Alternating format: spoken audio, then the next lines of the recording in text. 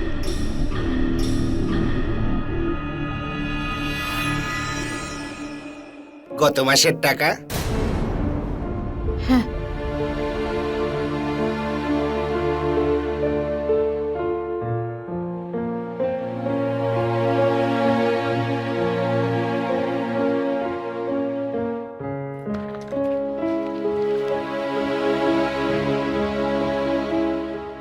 এত টাকা এখানে কি করে এলো? হয়তো আমি রেখে ভুলে গেছি আবার।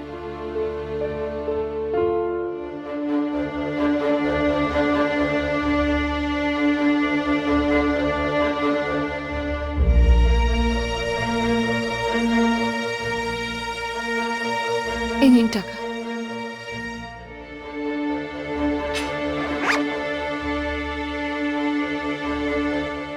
অভয়, বাবা আয়, বাবা তাড়াতাড়ি আয়, আমি তোর জন্য আজকে পায়েস রান্না করব।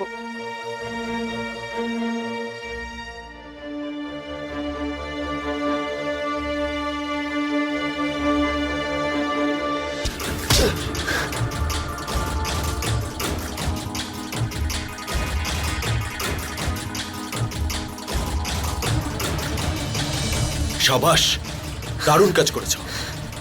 জানো, আজ পর্যন্ত লড়াইয়ে এই ছেলেটাকে কেউ হারাতে পারেনি, কিন্তু তুমি হারিয়ে দিয়েছ। এখানকার সুলতান হয়ে গেছো তুমি, সুলতান। এবার আমরা প্রচুর টাকা রোজগার করব। সাবাস। শেরু শেরু শেরু শেরু শেরু শেরু শেরু।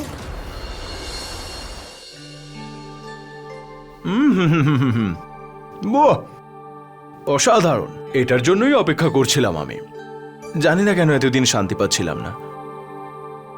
কোথাও যায়নি, শুধু কাজ আর টাকা ইনকাম করার জন্য একটু হারিয়ে গিয়েছিলাম। কে ফোন করছে? আরে কারণ না, অভয়ের স্কুল থেকে ফোন আসছে। সবকিছু ঠিক আছে তো? হ্যাঁ, ওই ম্যাথসে ওর মার্কস একটু কম এসেছিল, তাই হতে পারে যে সেই জন্যই কোনো কারণে ফোন করছেন। চলো ঠিক আছে, আমি হ্যান্ড ওয়াশ করে আসছি।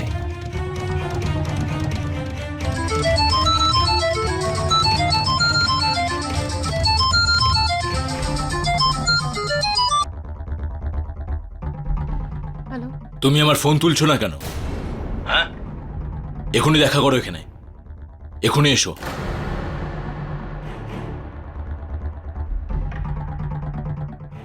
কার ফোন? আরে ওই বিয়ে বাড়ি থেকে ফোন করেছিল। যে ড্রেসগুলো পাঠিয়েছিলাম সেগুলো একটু লুজ হয়েছে, আমাকে আর্জেন্টলি যেতে হবে। ওকে।